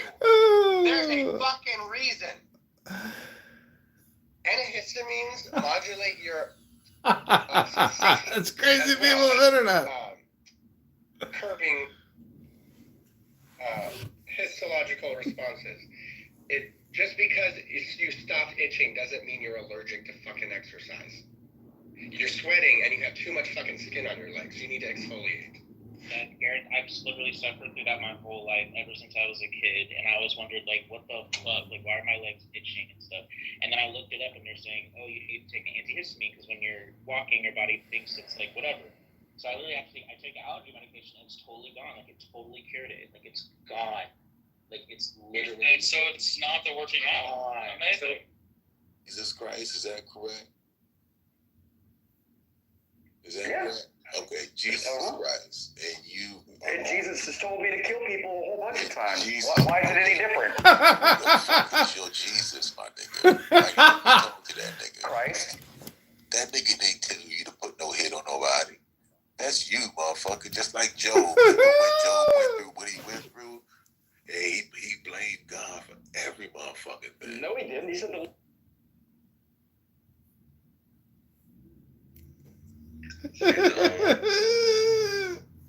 Okay, I'm wondering why didn't she open her 100K bottle if she's drinking all the time? I wanted to give out a shout to my Aunt Kathy for shitting on all of you Bitcoin little beta losers who think Bitcoin is the coolest thing since mashed potatoes. Kathy wiped the fucking floor.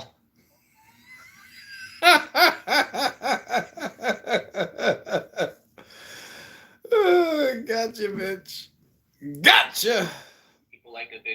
Men like to have a big chest and big arms. Hampton, it's called mental health, physical health. They're connected. The stronger your body, the stronger your mind. Adrian, what do you bench press? I just do 2 45-pound discs. That's it. So the dumbbells are actually Just 135. It's just 135, yeah. So, but what can you bench press? Probably 175. So, basically, I'm as strong as you, and I don't even work out regularly. Well, congratulations, fatty. I like going to the gym. Okay, well. See, if I have to argue with gay men who don't go to the gym about the benefits of going to the gym, that's why you're a gay man. Well, I'm not gay, but No, I'm talking to Hampton and Ryan, basically. yeah. You just like to go to the gym. I think you just need yoga pants. Stop being a fucking perv. You disgusting bitch. I think something you just kind of perverted about that. Yoga pants? What are you talking about? They're just pants. You like to Looking watch. at yoga. Yeah, you're a perv. No, I don't go. I don't go to yoga. I don't even go to a yoga class. I don't even go to yoga class. I be staring. I have to stop myself. Like, there's literally this hot dude, like this is the hottest guy that I was doing an exercise.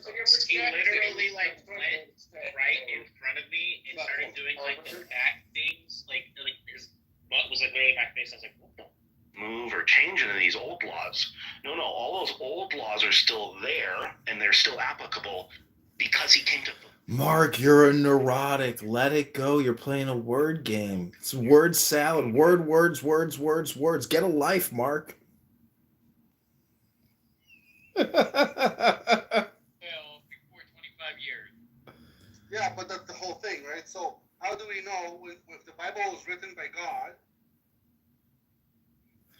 I just want to encourage you all to do some meditation and stop doing the words here on Clown House. Americans have the idea that. But hold on. But the whole thing is that if God is eternal, right? How do we know that for God it's God, motherfucker? You said you got the connection to God. That's why I'm calling you. This is Doc and Lucifer debating. I'm God. You just keep saying I am. You keep saying that we're God. You said you got more of a connection than I do, correct? I said I have my connection to him. Okay. You have your connection to him. Okay. But your connection is not my connection, so stop trying to fucking make it so. Nigga, you ain't got no fucking connection to God. You fucking phony fuck, bro. That's some bullshit, Don. Straight up. I love you, bro. And it's not. I get it. I shouldn't help anybody anymore. I'll make sure I never help them again. No, out of love. I will follow your command. Fucking sense him so funny. That's not what I said. That's exactly the emotional intelligence that you're purveying to me. No, what I was. Brian likes to manipulate people on Clubhouse with his money, and then he wants payback or lick back. God in the flesh, and you keep denying God. I'm not Jesus. I will never be that. You refuse to be such. That's why I say you're an imposter. You refuse it. You're refusing to be. It ain't like it's not possible. I'm not refusing anything. You're just saying I'm refusing. No, dude, you just said it. Your path to enlightenment is not my path to enlightenment. Don, what the fuck are you talking about right now, brother? I'm really confused right now, bro.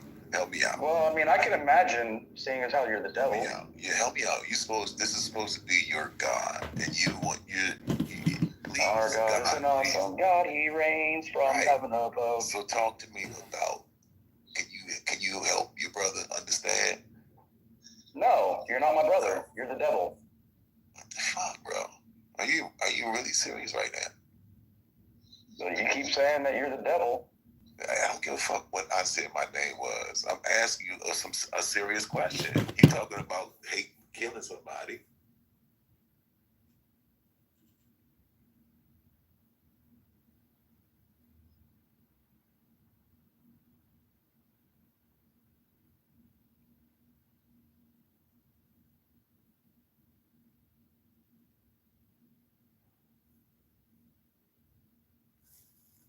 Okay, this is the Adrian Dittman show.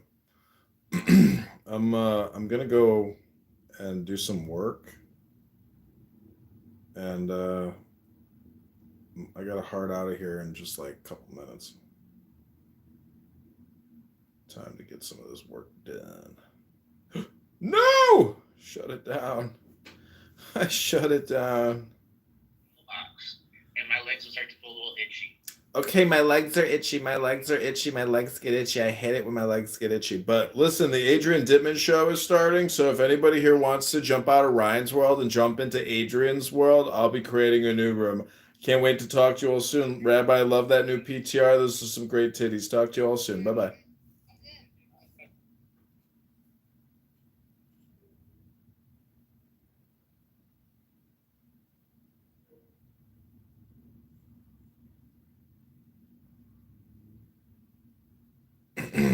The Adrian Dittman show.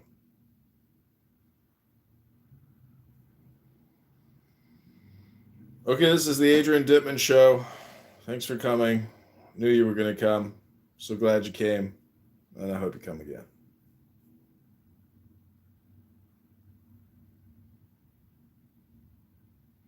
I'm probably just gonna play, like, I was thinking Dr. Paul Foster Case, Book of Tokens, while I go get this work done. Work is basically cleaning. Hi, Jordan. Welcome to the Adrian Dittman Show. Look at that cool PTR. What a beautiful cat. I would love to get an animal, but problem is I live in Chicago and it gets so cold here that, like, to take a dog on a walk every day in the snow, it's just like brutal. I'm far too meditative and lazy for that. I don't like to move unless it's like exercise and yoga. So I was going to play Dr. Paul Foster Case's Tarot Meditations, which is a Kabbalistic book. And I hope you like it. I know you're big into psychotherapeutics or, pharmacology. And I think when you pair pharmacology with the right book, you get a much better success. I call it science. Some people don't like science or the old science.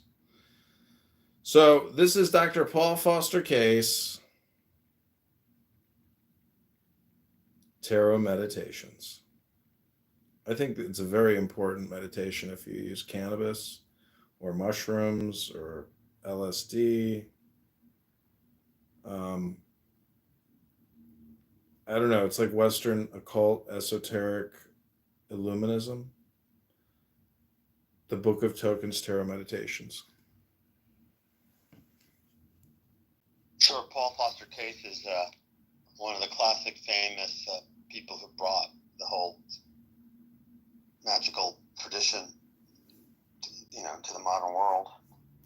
Yeah, I'm not in any organizations. I'm just like an academic. I've never gone to a Gnostic mass or anything, but I've seen them on YouTube.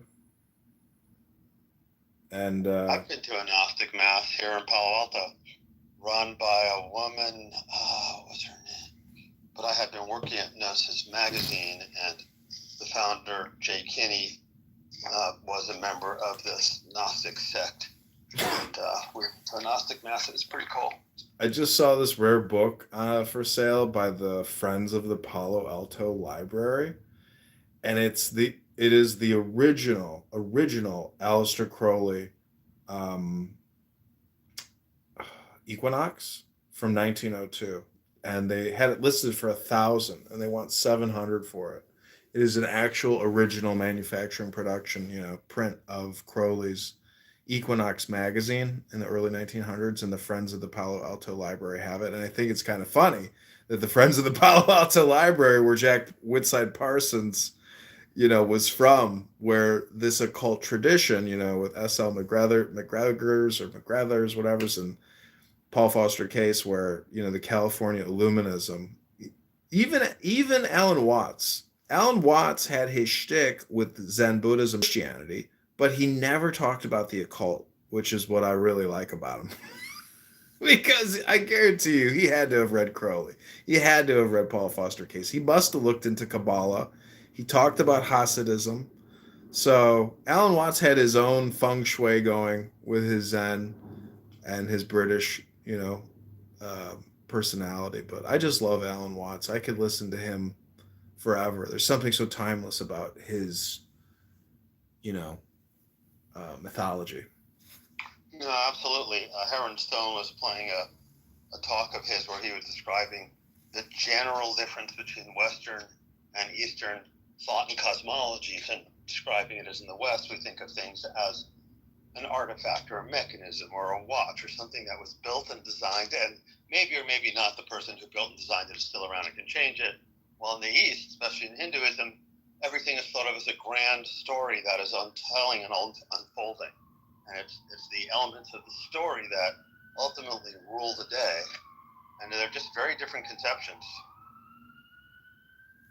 Yeah, Watts has a book called like East Meets West, and that's the thing about Western occult esotericism, is that it is Eastern mysticism in terms of Lao Tzu's Tao Te Ching. There's this one document I really like called Shin Shin Ming. I don't know if you ever heard of it. It's called Faith Mind. Let me get you the link. but this is like the third Zen patriarch. And this document is like super powerful. And you know, Ram Dass, I've heard him talking about Shin Shin Ming, saying like, if I could just spend a whole lifetime on one simple little book, it would be this. You can read it in just a few minutes. It's called Shin Shin Ming. And you know, if you do, you know, I smoke cannabis, I drink red wine, I drink beer with orange juice, I drink coffee, but I don't do any other intoxicants.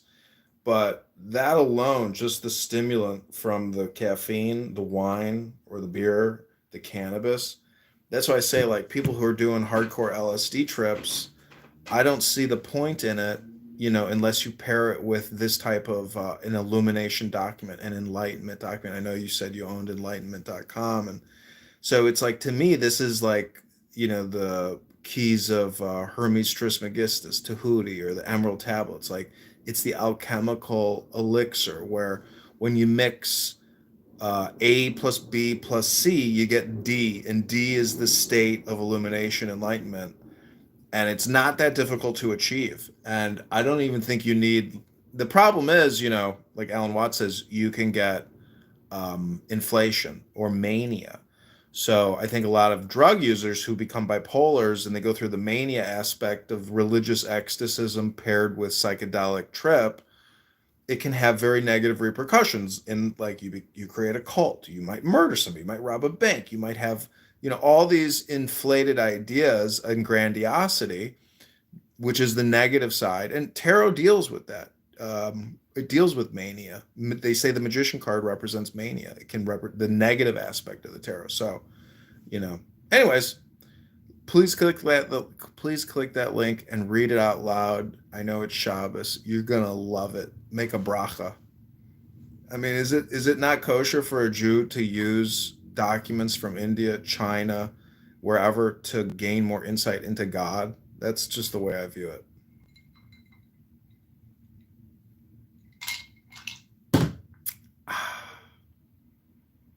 But yeah, when your book comes out, I'll buy a copy. Thanks. It's you know, using microdoses and not macrodoses really does change the landscape on how the occult can be accessed, because you're not getting the big boost where if you wanted to, you could start rewiring things, ripping down veils. You're just getting this small boost, but you have it ongoingly for a while. And that gives you the opportunity to, you know, learn to play with it and see around walls and practice vision skills and sitting skills and all the rest. You know, I bought a bunch of books by Maharishi from Transcendental Meditation. He's the guy that toured with the Beatles. And, you know, you can watch a video of him, you know, where you're like, God, he's so ugly. He's so slimy. He's such a greasy little grease ball. What a scam. You know, there's times where I can just listen to him talking about we need 5% meditators in this society. It's like, but yet he's doesn't work a job. But yet that's the thing about hypnosis and communication, where if you can bring that spiritual enlightenment to somebody, it's like you're basically a component of the economy. You're the therapeutic function within a very hyper efficient, very toxic, codependent, abusive economic model and political model. So I'm just saying, I look at a lot of these enlightenment gurus as being communication experts, and just, you know, lazy people, but they're not really lazy. They're just smart. And, you know, in the publishing industry, what you're really doing is helping people achieve their goals. I used to have a small publishing business where I had all these websites selling business plans. And even though my business plan sucked, I still helped people launch their businesses because I gave them basically a guidebook on how to launch, you know, 30 different businesses. And they did it, you know. Some of them failed, some of them were successes. But the point is the action, and then the words become insignificant in the action. And so that's what I'm saying is like if you go on a psychedelic trip, even if you microdose, it should help you achieve a greater state of feng shui, but without the added knowledge and the wisdom. That's what Toira says, is that the wisdom is God. So without the wisdom, to me, I like to pair the psychedelic with a book on aphorisms or a book on axioms, and which I just view as hypnosis. So I have all these hypnosis domain names, and I really like doing hypnosis therapy with people. But what you're really doing is you're just getting them to read and read out loud, create a recording, and then listen to their playback and deposit the information into the subconscious to impact their decision making and their action in the future for their well-being. That's, to me, what I have learned about hypnosis and therapy, psychology, is that if you want to do work therapeutically, you just have to do the reading, record it, listen to it, really deposit the information in your brain, and it will help your life in terms of making optimal decision theory, better outcomes, better words. It's really talk therapy, well, linguistic therapy, but it's still talk therapy because you're talking to yourself and you're doing self-hypnosis work. And cell phones make all of this possible. Prior to the cell phone, you would have to use a tape recorder, cassette, or whatever, but now therapy is in the reach, within the grasp of everybody. You don't need a guided, well-educated facilitator. You can do it yourself, but I mean, you still have to be aware of the fact that you can do it yourself. So maybe a guided facilitator is necessary in helping somebody do the self-work, the self-walk, the planting of the acorn, the growing of the tree internally by depositing the information inside of you. Well, also just getting people to do anything that's different from their normal pattern on a regular basis, whether it's stopping and doing, 3 sets of 4x4 breathing 3 times a day. If somebody really stops and does that and focuses on what they're doing, that will make a significant difference to them. So a lot of people really don't practice anything. It's pretty much always moment by moment and moving in and out. And not to say that I'm the world's greatest practicer of things, but there are some things that I've gotten better at practicing. And even listening to Sam Harris waking up audios for 10 minutes a day. Yeah, it's cheesy. Yeah, sometimes I fall asleep. But the fact is, I'm still doing things and thinking about things, and having this guy who's famous for, whose soothing voice is able to somehow give people little non-dual glimpses with all the, turn around and see the part of you inside your head that you think is where everything is, looking at itself, and it kind of blows your brain up in real time, especially. Yeah, but you said non-dual. You said non-dual glimpses. What about the glimpses of the unity? That's what the. Yeah, no, that too. Absolutely. I'm pretty good at unity. I've always been a mystic, going back to being. But okay, so let me ask you this: if Sam Harris is so anti-Trump, why can't he see God in Trump? You have to ask Sam Harris. Hopefully, I'll get to. I don't know. Sam Harris already interviewed Jim Fadiman once, so maybe he'll find himself interested in our book, and I can see if I can ask him. Hey, it's nice to hear your voice. You seem to be pretty sane. I like that. And we've always had a lot to talk about, but I'm going to have to head off because I got to go. I'm actually getting a massage. I got to run. But okay, good Shabbos. Take care. God bless. All right, good Shabbos. Bye-bye. Take care, babe. Okay, this has been the Adrian Dittman Show at adriandittman.com. Click the link above. It's third Chinese patriarch of Zen, Shin Shin Ming. Hope you're doing well. God bless.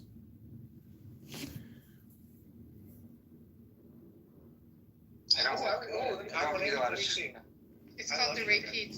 Is there some effect that Ozempic has that can low key treat a different symptom for something totally different? Yes, diabetes. It was meant for diabetes. People's cravings for alcohol and other. No, it's meant for diabetes because diabetes people cannot regulate insulin hormones. Therefore, the main thing about Ozempic is it regulates your blood sugar spikes. And because it regulates that, because it regulates that, you don't get hungry. Because the spikes causes your hunger. No. Yes, Lou. Wrong.